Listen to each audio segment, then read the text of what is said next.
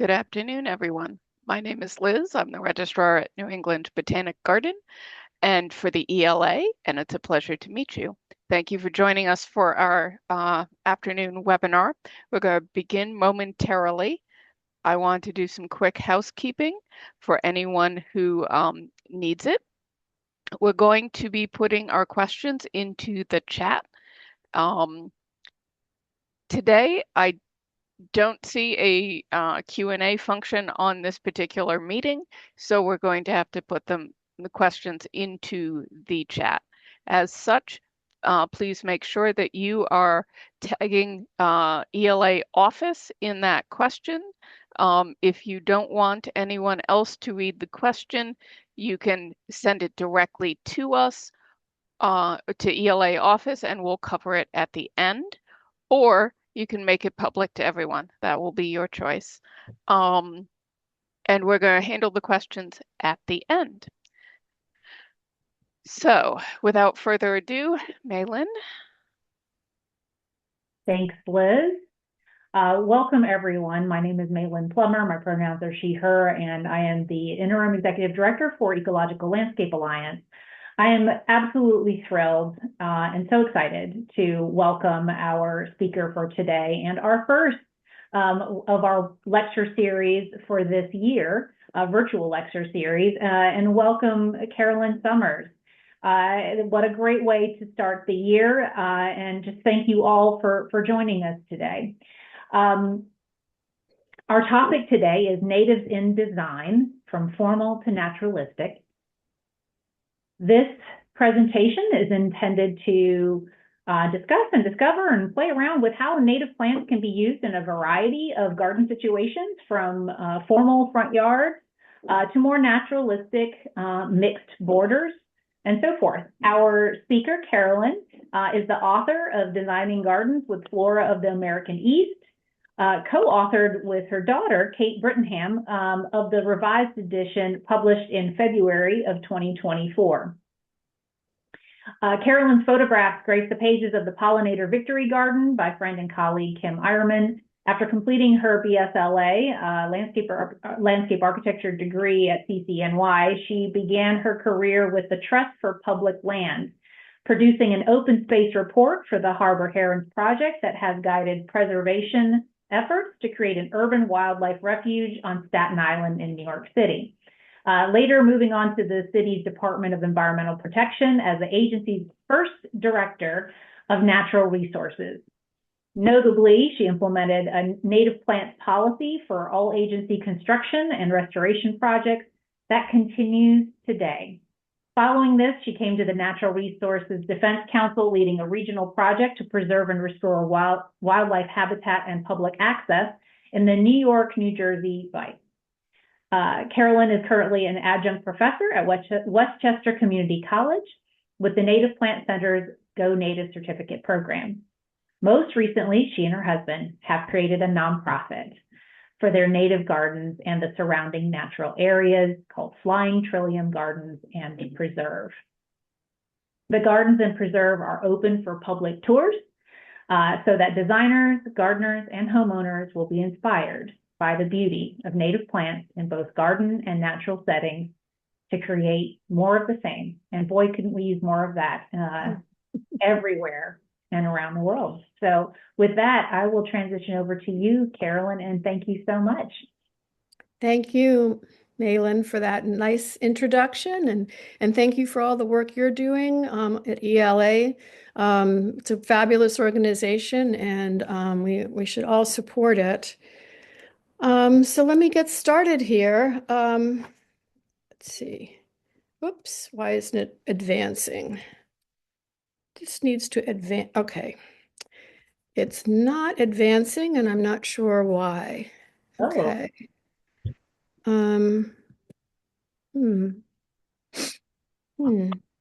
Not sure why the cursor is not. Let me try. The arrow button? I'm using the arrow button. I don't know why it's not, seems to be stuck. You might wish we to... used it before. I went back and forth before, and it was fine. Why don't you stop the presentation for a moment, Okay. escape out and restart it. Okay.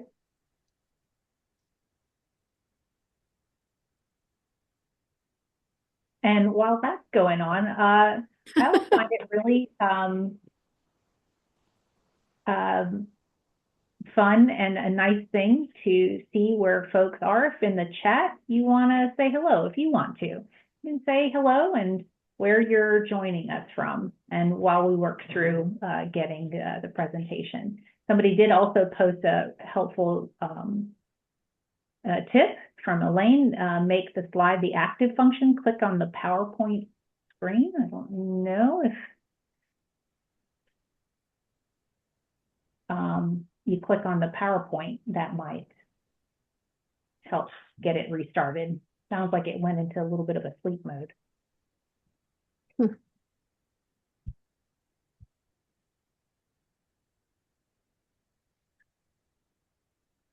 Well, while we're waiting, I can also give you a quick overview of what we'll be talking about.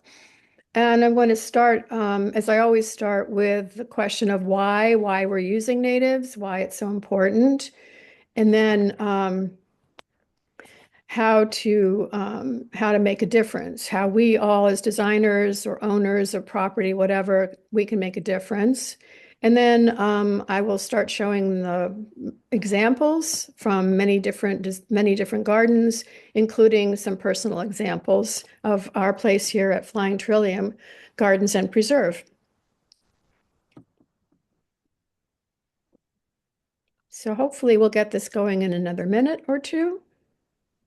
Hey, Karen, have you are you currently doing a share screen? I'm on the share screen, right? That's how we left it.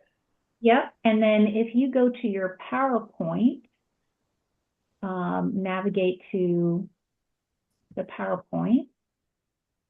Well, let me try escaping and going back again. Okay, I'm going to escape. Okay. And It's also not, you may want it's to not letting stop me sharing escape. and reshare. Oh, it's not letting you escape. Oh, do you have a frozen screen? Maybe, maybe. One other alternative is if you want to email your presentation to me, then I can share my screen and then you can give me indicators to Well, right get now some. I can't get out of this screen. I don't know why. Shoot, we had it all set up and everything. It It was was doing working fine. beautifully. This is the way it happens, of course. Ah, I So, don't have a cursor right now. My cursor is, I've tried pushing escape. So I think what I'm going to have to do, I wonder if I have to shut, oh, wait, there's something. Stop share. Ah, okay. I said, now do you, so now try sharing your screen again. If okay, you're, now the cursor is working and I can move it forward. Okay. So, but I don't see the share screen icon. Is okay, that seems to have disappeared? bear with It me for just a it's minute. hiding under more, It's where? Oh, hiding under under more. more. Yeah, but I don't, well, let's see. I'll have to try escaping again. Okay. Um, no. Edit slide. Let me try again. Zoom, add slide. We apologize for the technical difficulties. I'm so It's sorry. always the case. This is the worst time I've ever had. I don't, right now, all I'm seeing is that my slide, and I'm not seeing any of the icons to do anything else with it. However, it is moving forward. Can you guys make me share screen from your end? Um, that's a good question. I don't believe we can, but let me see Yeah, what I can do. co-host Liz. Has she been made co-host? Yes. Okay. So, um, the bar with all of those buttons tends to hide, so you have to hover your mouse at the bottom of the Zoom screen. Okay, well, my mouse seems to have gone totally totally missing. That's really strange. Would you like to log out of the Zoom temporarily and log back in? Yeah, maybe that's the best way to do this. All right, let me Right. do that. Okay. Escape. Okay. The She'll be back in a moment. And I do want to address a question that came in the chat about recording this event. It is being recorded, and we do have permission to share this recording with folks from Carolyn. Now we do have to, because she has other talks that she's doing related to this, we'll make it available for 2 weeks. Until after her talk, and then we will move it to our archive list, and you'll be able to access, if you're a member, you'll be able to access the archive. But we will be sure to share the recording of this and make it available for 2 weeks time frame after this, and we'll send that link after today's session. And that way, for folks who want to revisit it again, or for folks who weren't able to make it today, they'll be able to view it. Okay, I think I'm back. Hello. Yes, you are. And you're back to being a co-host. All right, so what's next? Let's see. Share screen if you can. You see All the right. button? Share. Oh, more. Okay, share. Share. Okay. Are you seeing my screen now? Yeah. Not yet. I did share. So, oh, wait, one more button. Share. There you go. How's that? Are you seeing it Yes, now? we Okay, are. let's try getting the program back. Um,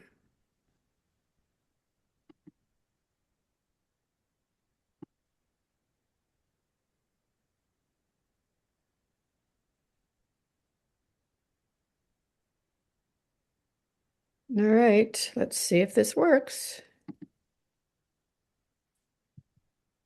We can see it. Yes, Yay. yes, it worked. It moved forward. Hello, everybody. Sorry about that. All right, so with a quick, this is going to be a refresher course for almost 90% of you, but just in case there's a few newcomers, I'm going to talk about native plants, and they evolved over millennia in the same habitat in which they are currently found and form the basis of the local food web. And it's the leaves of native plants primarily that form the basis of the food web. We think a lot about nectar and bees and pollinators, but leaves are really important too. The leaves, of course, are solar collectors. They transform the sun's energy to food for insects, and those insects provide the basic nutrients that support life as we know it. And of course, all of you can recognize this wonderful plant and the wonderful caterpillar on it. And so we know that some plants are just more important than others. However, it's most of our species of Lepidoptera. Lepidoptera are the butterflies and moths that rely for reproduction on host plants. And those host plants are the plants and the only plants that can feed their caterpillars. Plants don't want to be eaten, so they developed chemical warfare. The insects were forced to specialize once the plants started having the chemicals that they couldn't digest. So they could only digest certain chemicals from certain guilds of or genera of plants. We have a wonderful example of this right in our own backyard here in New York State, in the Albany pine bush. We have the federally endangered Carner blue butterfly, and that butterfly can only digest, the caterpillars can only digest eastern lupin, that's Lupinus perennis, and any other lupin they will not be able to digest, even though they're all in the same genera. This particular butterfly is a complete specialist on eastern lupin. It's also federally endangered, no wonder, because it really can only use this one. It can't use any of our other garden lupins, the Russell hybrids, we can't use any of those. And as we've learned from Dr. Douglas Ptolemy and others, many of our birds, in fact, 96% or more of baby birds will require insect protein in order to grow and fledge out of the nest. Even hummingbirds feed tiny insects to their young because that's all they can digest at that tender age. And we've also learned that some 6,000 to 9,000 caterpillars are needed to fledge just one family of chickadees, which are tiny little birds. So just imagine when you're talking about bluebirds, how many of those caterpillars are needed. Okay, now it's frozen again. Ah, That's very it's odd. frozen. Someone just entered the waiting room. I've got a little notice about that. I've Maybe got if it. you could admit them, maybe that will happen. I don't think the waiting room has any relation to it, but we don't worry about that. We'll monitor it. Okay. Well, oh wait, let's see, something.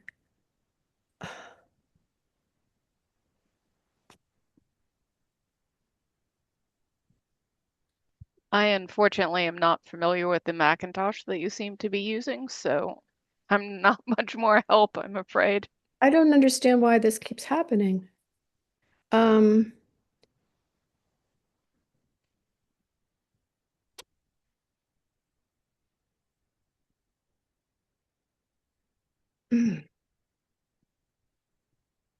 well, I could try um getting out of this again and we could go back, but the problem that I'm having is that um I'm not able to access my cursor in this screen share mode. My And cursor you, is disappearing. So so I'm going you, to try, and I'm going to try escaping again. That's not even working. okay, Um, so no arrow keys, no space bar Nothing. advances All the I'm getting slide. is the picture and some little icons from you guys, but it just says your screen sharing and then stop share, but I can't stop share because I can't, my cursor's gone. Hmm, let me see if This is I very can. strange. I've never had this happen before. Um, you want to stop my share and we'll start over again? Um, I can't even escape. It's not even letting me escape. I do not even have the permission or ability to stop you from sharing. I have stopped video. I don't think that's it. Well, what did we do a few minutes ago? Because that worked. You logged completely out and came back in. You know, So, the go-to uh, strategy that I take is restart your Mac, restart it, and see if that fixes it. Okay. All right. um, if people would are willing to bear with us, that sounds like a plan. Yeah. Um, Another possibility would be to sort of neglect the slides and give the presentation anyway. I'm going to shut down. Okay, we'll be back in a moment. In the Okay. meantime, if people want to chat amongst themselves in the chat room, um, about their own experience with native plants and pollinators, that would be fantastic.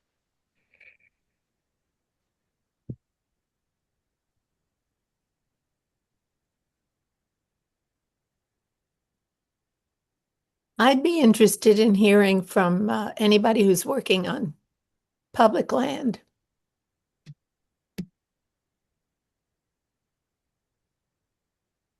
Okay. I'm back, I think. Can you all see me? Can you all see Yeah, this next slide? yeah. That was strange. All right. But let's just keep going and hope it doesn't happen again. So more than 3,300 plant species have been imported into the US, and most of those were brought in as ornamentals. And most of the plants are pest-free, and that's one of the reasons they're so easily naturalized. Our insects can't digest those exotic leaves. So despite the industry hype, pest-free plants are not a good thing. And you can see some of the results here. Invasions reduce caterpillar biomass by 96%. And since 1970, we've lost 2.9 billion birds. An analysis done by Dr. Ptolemy said that the species that raised the young on insects were most affected compared with other bird species, considering like ducks and hawks, of course, they don't feed their birds, their nestlings insects. They're feeding them fish or other live meat, but it's the insects, the birds that need insects that were most affected. Oh, shit. It's stuck again. All What right. did you do to unstick it the most recent time? I just turned it off, basically. I'm going to do it again.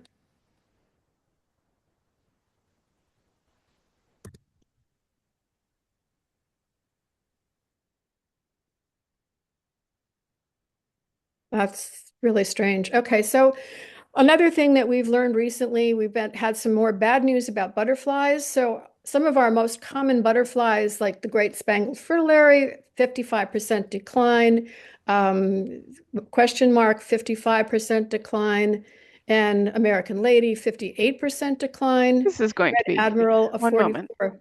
I'm sorry? I heard a voice. Can you hear it? Can you see this? 44% decline. So what can we do? So all of a sudden, we were confronted with lots and lots of bad news. And what is that bad news telling us? It tells us that we can be change agents. There's a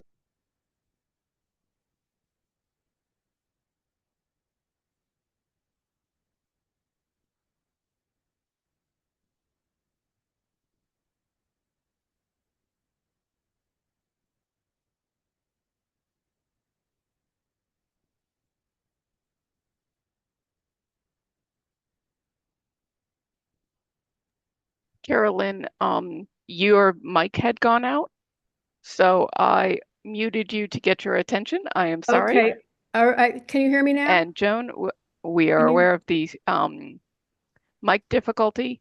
It was going across, her text is going across the closed captioning. Can we hear you now? Can you hear me now?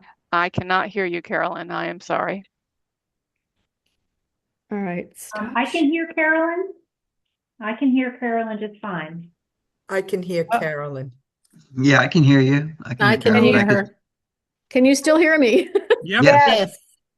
Okay, let's keep going. no slides, but we can Maybe hear it's We'll you. just me. try to keep going. This is going to be a much longer talk than it should be. All right. We are so lucky to be able to do things to make a better world. There's a lot of things going on right now that we can't handle, that we can't affect, but we can do these things. And making the transition requires reducing the sizes of our lawns, removing invasive species, getting rid of pesticides, light pollution, and creating, and this is what we're mostly going to talk about, creating soft landings, protecting fallen leaves, and using keystone plants. Hey, Carolyn, your screen isn't shared anymore. One What? more step. Your screen isn't shared. If you can share your screen again, Oh, wow. somehow it stopped sharing. Crazy. It's crazy. Um, I'm gonna have to go out again. That slide was up for a while, though, about lawns and pesticides.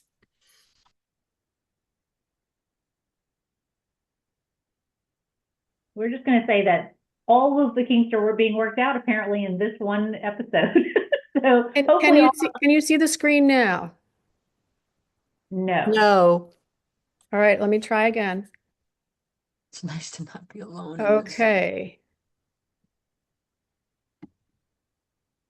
How about that? No.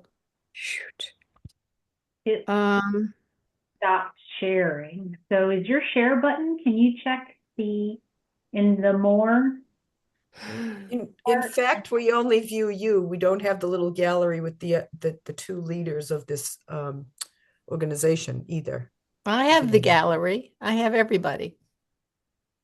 all right, I'm going to, let's see. Now that, all right, I'm looking at more. Oh, there's share. Okay, let me try share.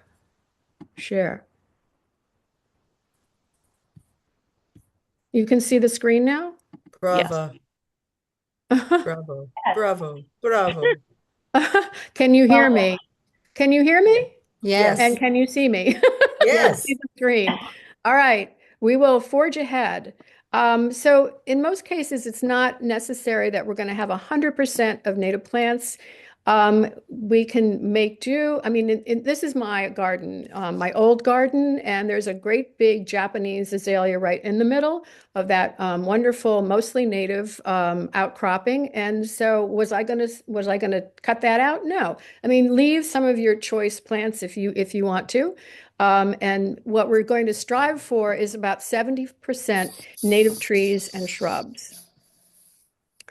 And a keystone plant, we're going to talk about that now, is one whose leaves support the larvae of many species of butterflies, moths, and other insects, and thus underpin the entire food web. Trees and shrubs far outweigh perennials in that respect. So think about it this way: if you plant enough trees and shrubs, you can leave all the hostas you want. All right, so the top 5 keystone plants are oaks, cherries, willows, birches, and maples. And willows, like this pussy willow here, support 431 species of Lepidoptera. Now, let's talk a little bit about design with that kind of intro out of the way. Moving right into design, this is a typical formalistic or formal little garden. I don't see any native plants in that, but that's okay, because what we're going to do is we're going to take that design and we're going to put all native plants into it. And you see, it's the plants that make it native, not the design. And the formality is simply something that you can work with. And you can certainly use native plants in any kind of formal design. That slide was from the Native Plant Center, and the Native Plant Center is open to anyone who wants to come as long as the campus is open. It's at Westchester Community College, and you're all welcome to stroll through and admire the gardens. This is Hartford Hall, one of the areas that we worked. And as you can see, the inkberries have gotten a little out of hand. We didn't have a lot of money for maintenance in the early years, so some of the maintenance got a little bit away from us. And so, yes, native plants can be a little bit messy if you don't take care of them. But again, all it takes is a little bit of maintenance. And so we went in and gave it a facelift. So this is what Hartford Hall looked after its facelift. And believe it or not, that rhododendron on the left was actually there all the time. It was just kind of being buried by the inkberries. And oh no, oh, now I'm having the problem again. I cannot admit. Every time somebody enters the waiting room, that's when it happens. I don't know why, but I just got a little message that someone entered the waiting room. I wonder if that's related. Probably not, but I'm going to have to close it again. I apologize to everybody. Oh, gosh. Yeah.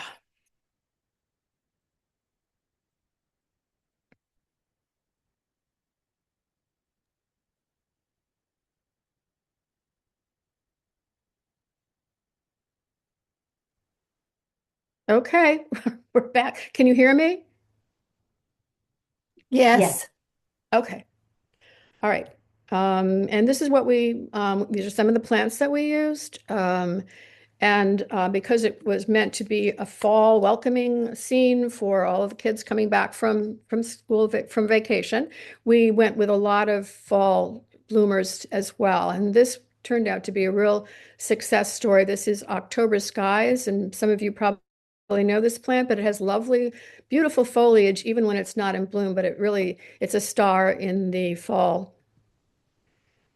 And in front of Hartford Hall is this inkberry hedge. I'm sure 90% of the people, if they think about it at all, they think that this is boxwood, but it's not. It looks just like it. So when your inkberry is heavily maintained like that, it doesn't get out of bounds. And here's a bayberry hedge at Newark Botanical Gardens. Again, another beautiful native plant used in a very formalistic way. We also have lots of the parterres can also be done with native plants. And we have a few here to look at. I call that the mini Versailles. So native plants have been used in formalistic landscapes for as long as landscape architects have been around. And Beatrix Farrand was one of our very first landscape architects. She did study in Europe, but she came back and used a lot of her beloved plants from her childhood in this particular garden and in other gardens that she designed. She used these hemlock hedges to create a false perspective. And all along the edges were a series of perennial borders with some of my favorite plants like tall meadow rue. Another great summer bloomer is goat's beard. And you can just imagine in the 1920s, everyone out there with their gowns and playing croquet on this lawn, right?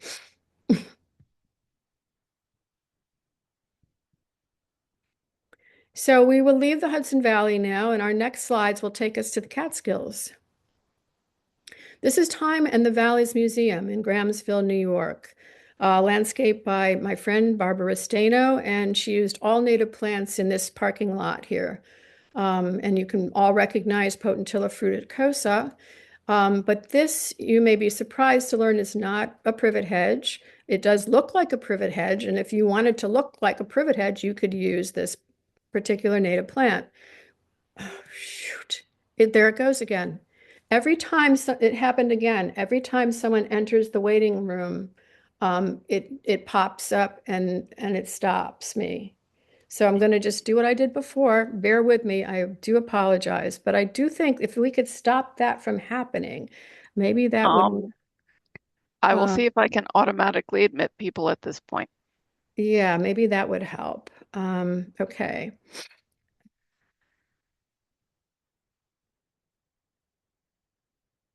Okay. There it is, common nine bark. Can you all hear me? Can you hear me? Yes. Okay. So we're back to normal. This is common nine bark, and it supports pollinators and hosts 36 species of Lepidoptera.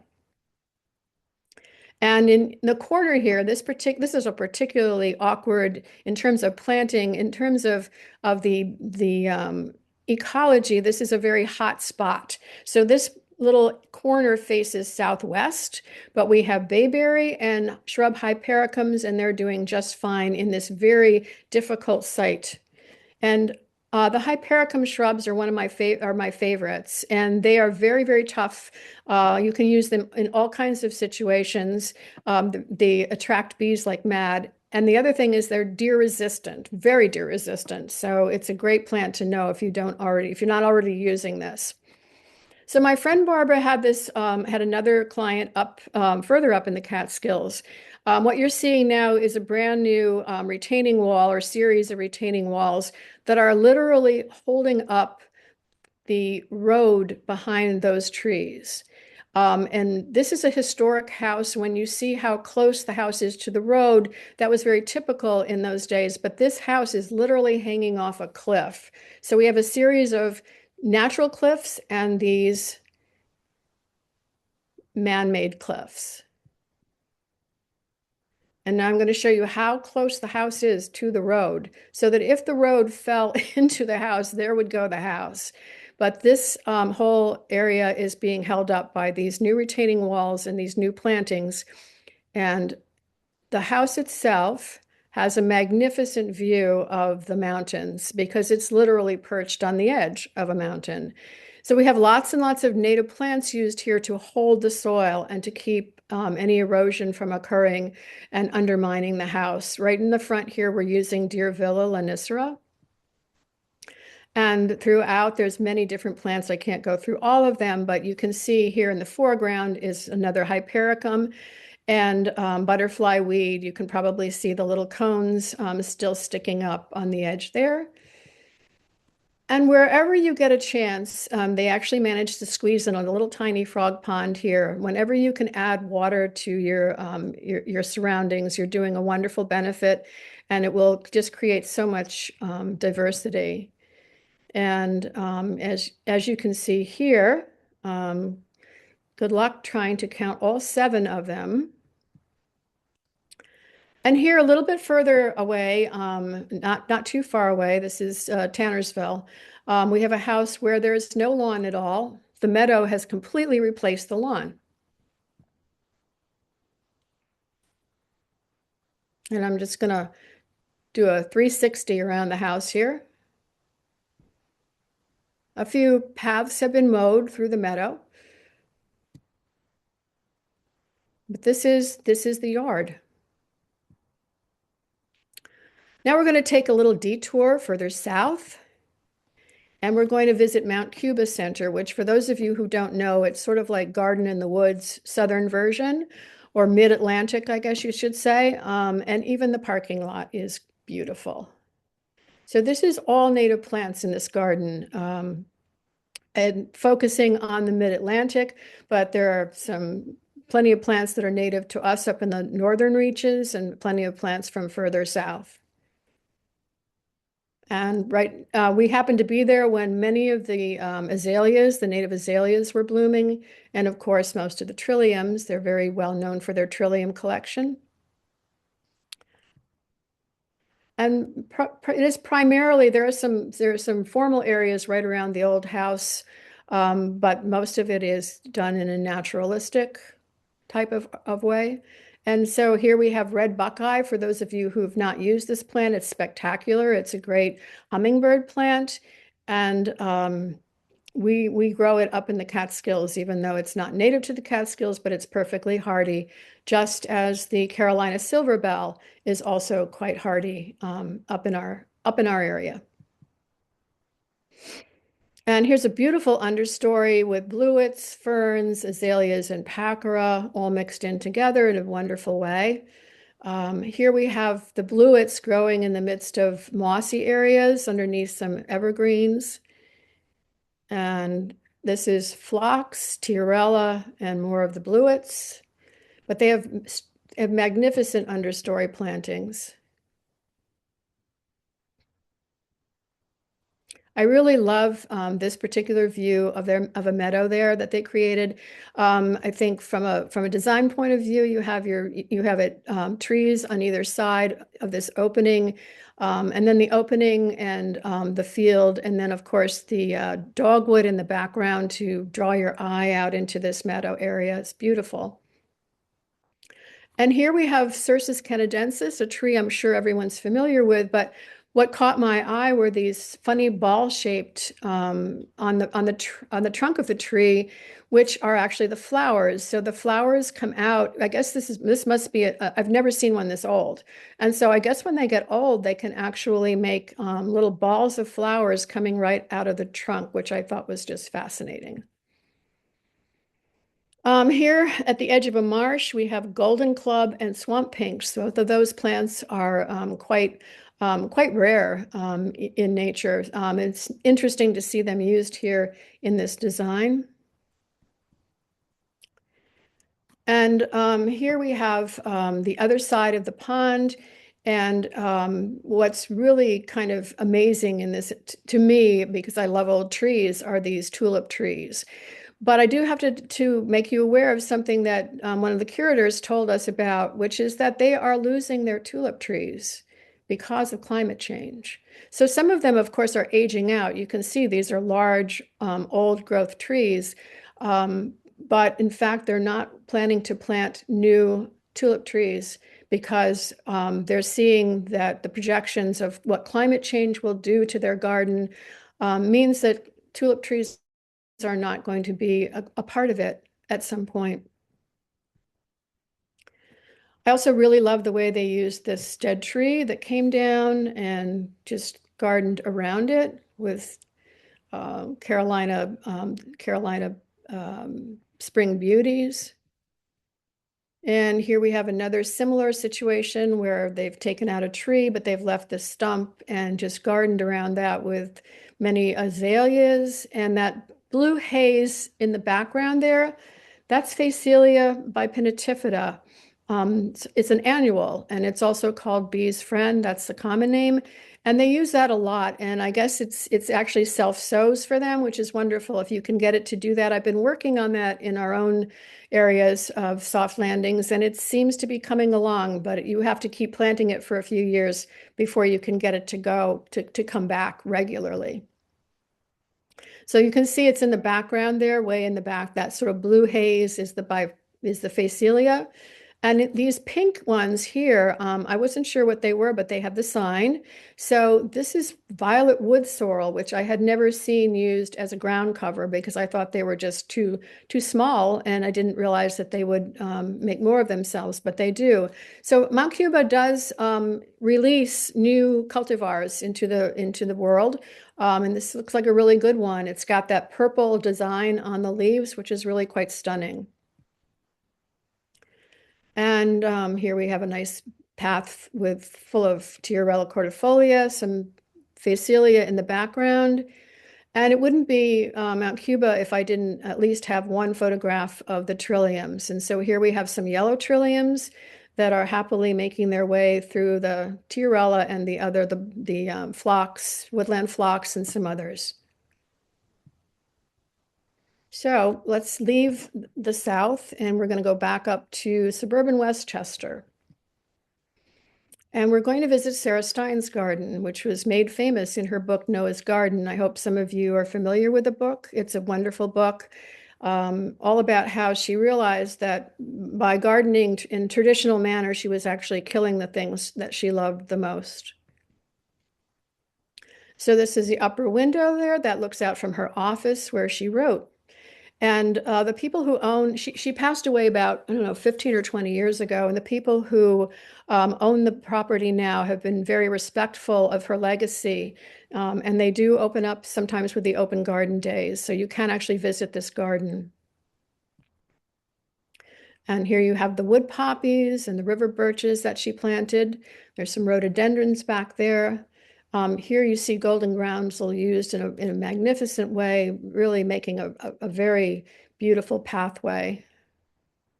And of course, grass is great for paths. It's not good for much else, but it makes a great path through these ferns here.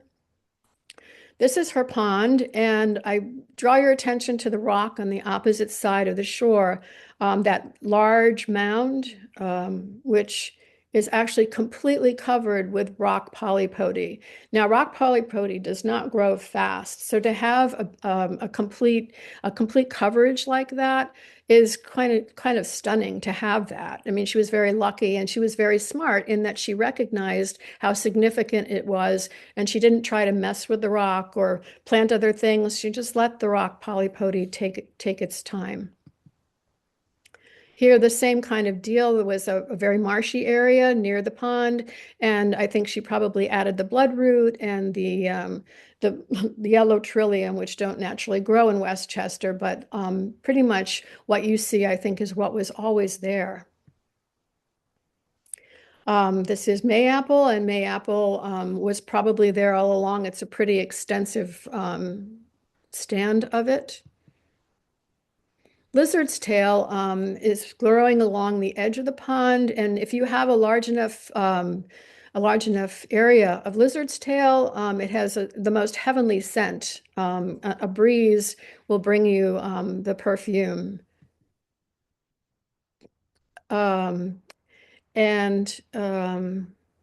This is just another area of the pond with ostrich fern growing up.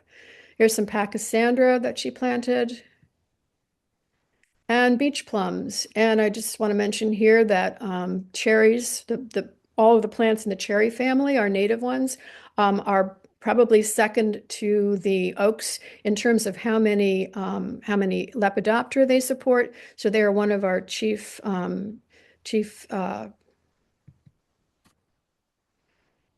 more beach plum. Another key, one of the main keystone plants. And here we have dogwoods. And dogwoods, I recently learned, do a really immense service by apparently their roots go deep into the deep within, and they bring up calcium, and their leaves store calcium so that the leaves, the fallen leaves beneath a dogwood tree are incredibly useful as they start to disintegrate, and birds will be going through and taking insects and chewing on the leaves themselves, and that's one of the ways they get calcium, as well as finding little snails and using the shells. And that's how they build up their store of calcium.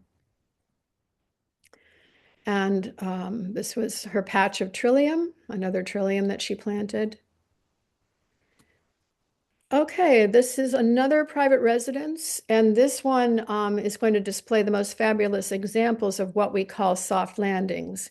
Soft landings was a term that was coined by Heather Holm, an entomologist who has written and illustrated many, many fine books. If you're interested in learning how to identify insects, her books are just amazing. And the idea behind soft landings is that since we are planting trees with leaves, the leaves come down, and with those leaves come down the larvae of the insects that we're trying to support. If you take those leaves away, then you've lost your whole cohort for that year. If instead we leave the leaves underneath the trees and we plant beautiful plants underneath the trees, we will not need to rake the leaves. We will not want to mow under the trees, and we will be creating safe spaces for the next generation of insects. So native azaleas are also very highly rated in terms of attracting and supporting Lepidoptera. Our pines are also very, very, very useful. The pines and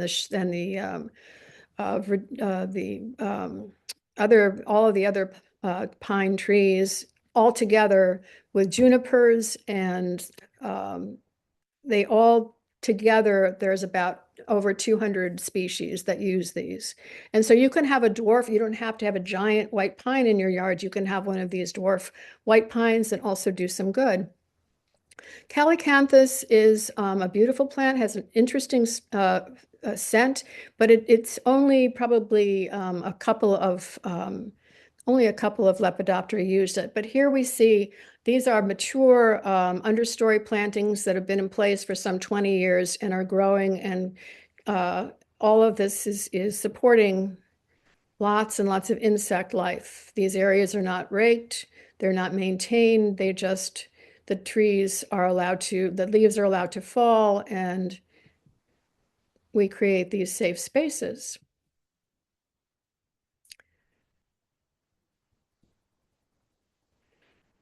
And of course, I have to have a shot of a Trillium. So this is a larger estate in northern Westchester, a little bit bigger than the one we're just looking at. But these are new plantings. So here you can see that the lawn has been reduced to a series of pathways, which is the way lawn should be used. If you're going to have lawn, this is the best way to use it, and have these large open beds with lots and lots of perennials and ground covers. These are pretty new, or at least when I took the photographs, they were pretty new. It'd be interesting to get back there and see what they look like. Panicum. This is a beautiful combination here of the Amsonia and Vernonia iron butterfly. Even after the iron butterfly has succumbed and you don't see the purple flowers anymore, the Amsonia has this beautiful golden color, and the brown heads of the Vernonia make a beautiful foil for that. And again, here's Pacra doing its thing. Wonderful ground cover. For those of you who are not familiar with it, it is actually evergreen. So once these flowers go away, you have beautiful glossy green leaves that last the whole season.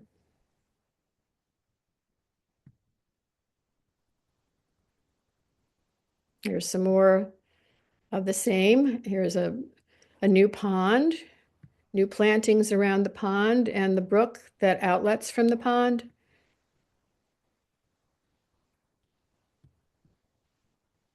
And a meadow. So Larry Weiner designed this meadow. It's a beautiful meadow. Has here the rattlesnake masters poking its head up, and you can see lots of different types of perennials and grasses mixed in together.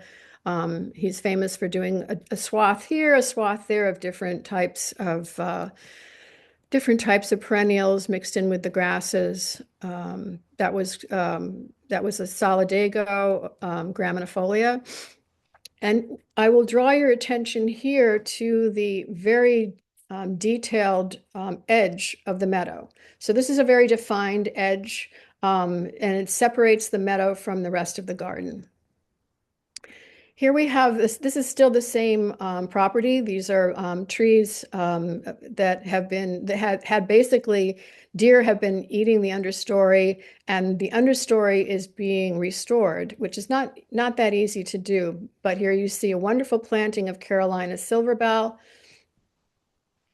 and more plantings underneath the trees here, restoring an actual ground cover in what had been pretty well stripped by deer.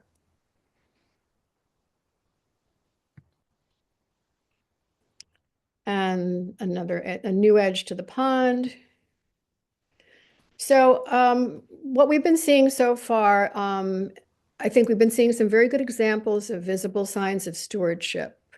And that's one of the things that we emphasize in order to make sure that everyone is comfortable with their native plantings. Especially if you're in a suburban area, we want to maintain a clean edge to the beds, borders, and meadows, maintain open, clear pathways, and please don't be afraid to prune the native plants. Actually, some of them love being pruned. And one way to avoid perennial flop, well, there's two ways. One thing about perennial flopping is that it can result from added fertilizer. So that if you have a very enriched soil, or if you've added fertilizer, sometimes that can work against you, because native plants are evolved not to need lots of fertilizer. And so it actually can result in flopping, especially if you're having a very rainy season. But you can also experiment with what we call the Chelsea chop, which is cutting back the taller perennials, usually around Memorial Day, which is when, I guess, Great Britain has their great big Chelsea garden show. So that's why it became known as the Chelsea chop. So you cut back your taller perennials on Memorial Day. You can also do it again on July 4th if you don't think you went far enough. It gives you shorter, bushier plants. It may even give you more flowers. However, don't do it much later than that, because you could be cutting off too many flowers. Well, all right, I'm going to do a little bit. I was asked to do a little bit on Flying Trillium Gardens and Preserve. This is our property up in the Catskills that we have recently turned into a 501c3. We are open to the public. This year, our garden tours will be from May 22nd through June 8th. We don't have our summer tour dates available yet, but you can email us and set aside a date and a time to come for a garden tour. And this is what you would see. And I was also asked to talk about really the beginnings of it, which go back some 20 years now. We've owned it since the late 90s, and in the beginning, there were hayfields and forests, and not so much even as a house. It was just land that we bought. It was a hay farm. So the entire property, other than the forest itself, was basically skimmed of all plant life several times a year. So there were no shrubs, there were no trees in any of the fields. It was all just it was all just taken off and used to feed cattle.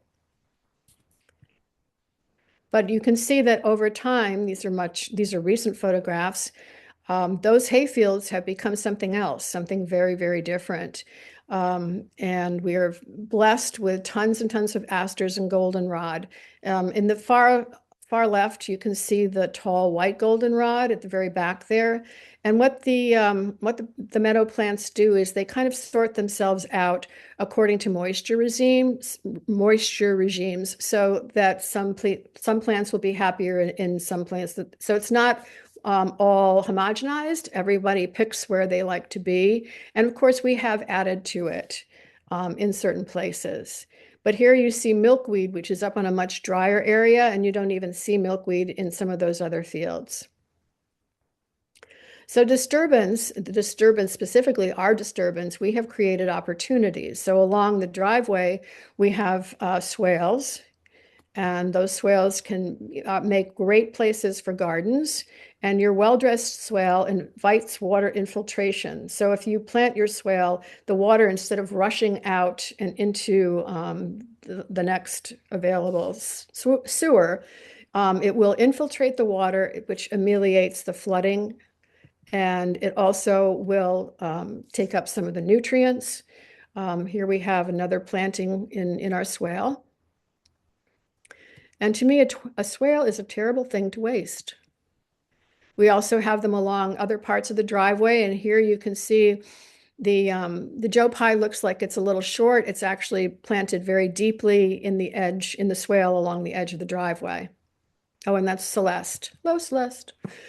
Here we have a pond that we created out of something that the glacier left us, I assume, because if you look at that large boulder, the entire area that's now water was filled with boulders like that. And there were a few smaller pieces of rubble, but it was this giant rock pile, which if you tried to walk through it, you could easily turn an angle. So at some point we decided to haul the rocks out and allow this area to become an ephemeral pond. It's not spring fed, so in the summer, in the dry summers, it does dry out, but it's a great frog pond.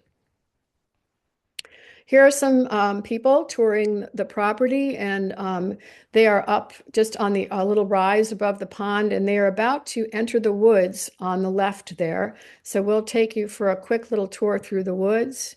And this is one of our guardians in the woods. And of course, these are the other guardians. So the forest, as far as we can tell, was never plowed. And we've looked at the signs of old growth, and there are a lot of signs. And we also have natural populations of forest herbs like these and these, painted Trillium. And most of these now are behind fences because we have a terrible deer problem, and the deer will basically, they started a few years ago. We noticed that these plants were disappearing, literally disappearing.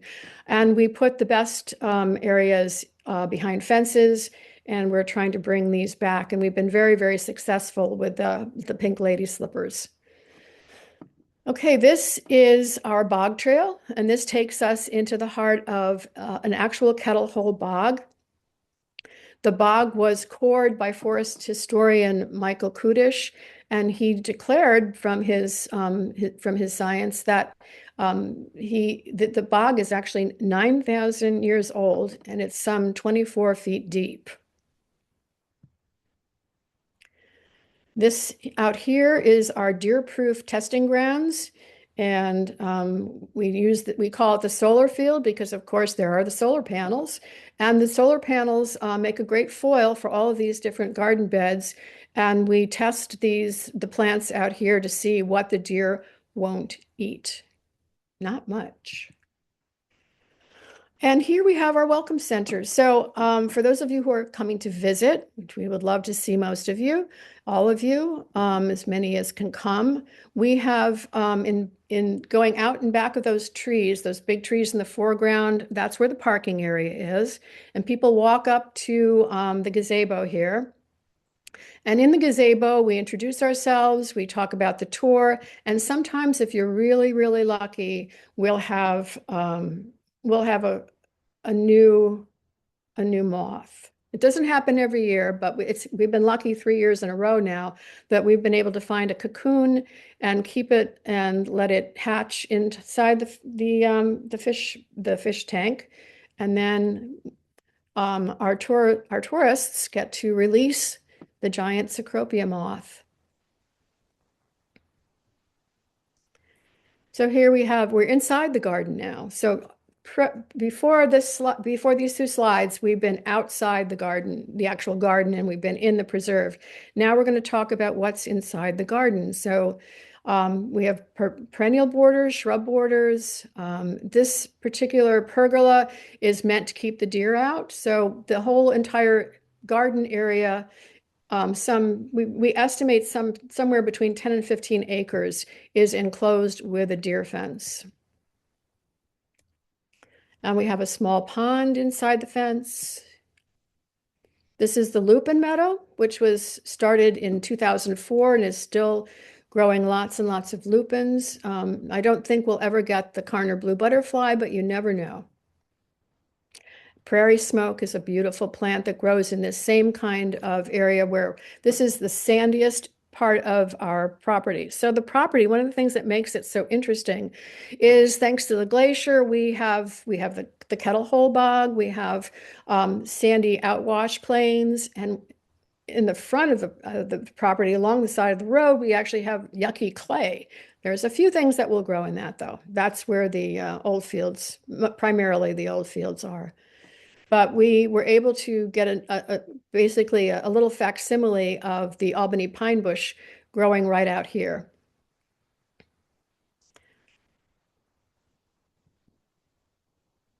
And this is what it looks like in the summer after the lupins have died back, and artificialosa and some of the goldenrods are predominant. Now inside the forest garden, there's a small area inside the forest that's actually a garden. Most of it is just a preserve, but there is some gardening that goes on at the edge. And we have our Trillium collection there. Other wildflowers, one of my favorites. And then we have one of our newest growing areas is the soft landing. So we've only had that for the last 5 years or so. So this is all relatively new, but we started with some mature trees, added some small trees, as you can see here. So this is what it looked like when we were first planting it. It took a little while to grow in, but you can see that plants come right up through the leaves. They don't need you to rake around them or anything. They just come right up. Even delicate, so-called delicate plants like trilliums, which are actually pretty, can take care of themselves. Jacob's ladder's coming up just fine. There's some phacelia coming up through the leaves. And in a year or two, this is what it looked like. And this is what it looks like now. These are two plants that work really well together, the wild geranium and the Jacob's ladder. The bees, of course, love the geraniums. And this is what it looks like in the middle of summer. We've, most of the early bloomers have died back, but we have some native azaleas and the Indian pinks, which I just love.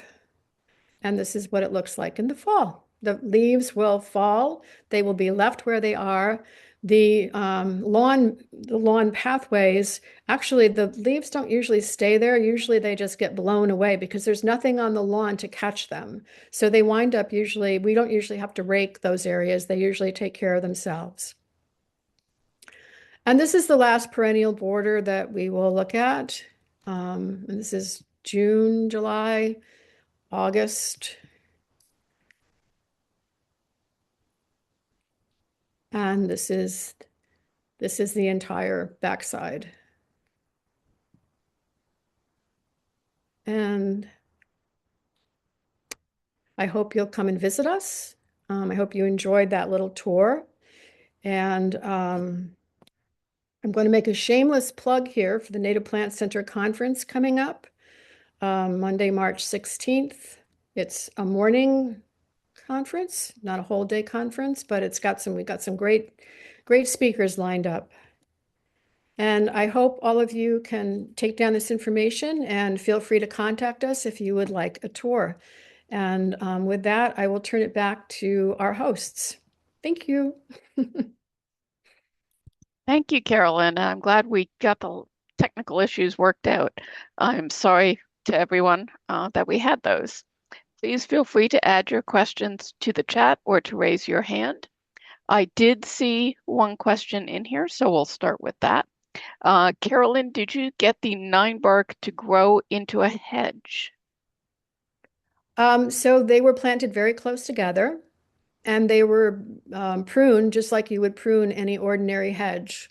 There was no magic to it. They were just planted same way you would plant any hedge, probably very close together, maybe a foot or so. And I didn't plant them, so I wasn't there to see it, but they are growing tightly together. So I'm assuming anywhere from 6 inches to a foot was the spacing used. Fantastic. Someone is requesting that you put info about the upcoming conference back on the screen so they can copy it. Great. Sure. Happy to do that. Can you see that now, or do I need to do share screen again? If you would enlarge that or start the slideshow so it stays on that, that'd be fantastic. Can you see that? That's a little bit better, yes. Yes, good. And you can go to the Native Plant Center's website to sign up, to register. Native Plant Center at WCC. Fantastic. Someone is asking for some of the plants that the deer avoid in the testing ground. Oh, sure. Okay. Well, Amsonia is a stalwart. Obviously we use a lot of grasses, the panicum, the Indian grass, various types of schizocurium. And some of the asters get nibbled, some of them don't. And so asters are kind of a toss-up. We're still working that out.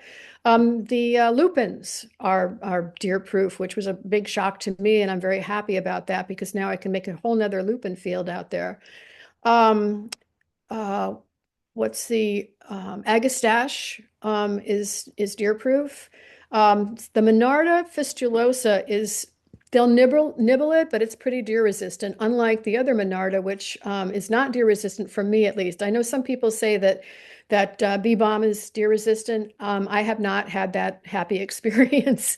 They seem to eat mine, but the Monarda fistulosa, which is the other species, which also, by the way, likes a drier situation anyway, and is very well suited to being out there in the sandy area near the solar panels.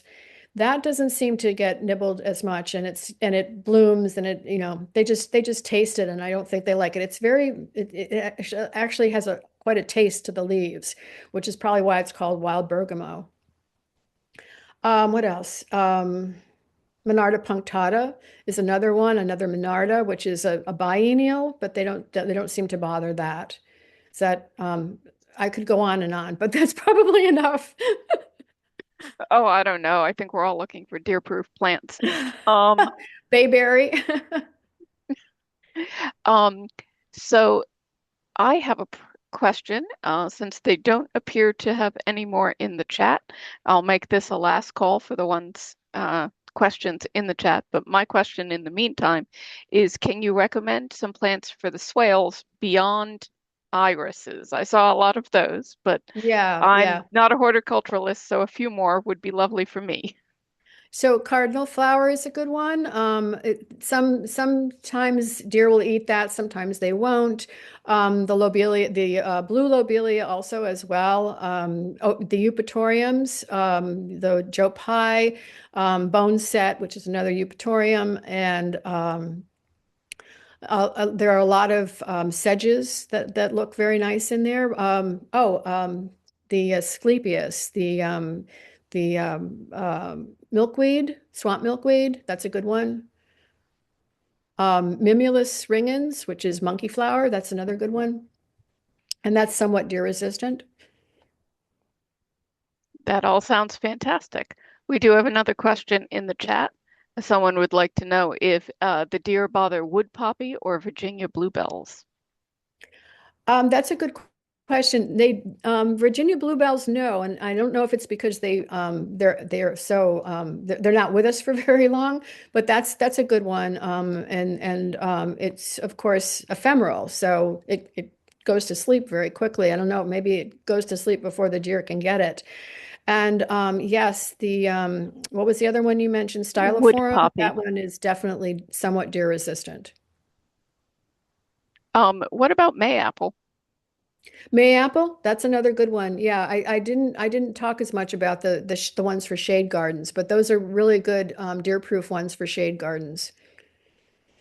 Um, the next question. Everyone grows Andromeda bushes where I go in the northern Winchester, and are they deer resistant?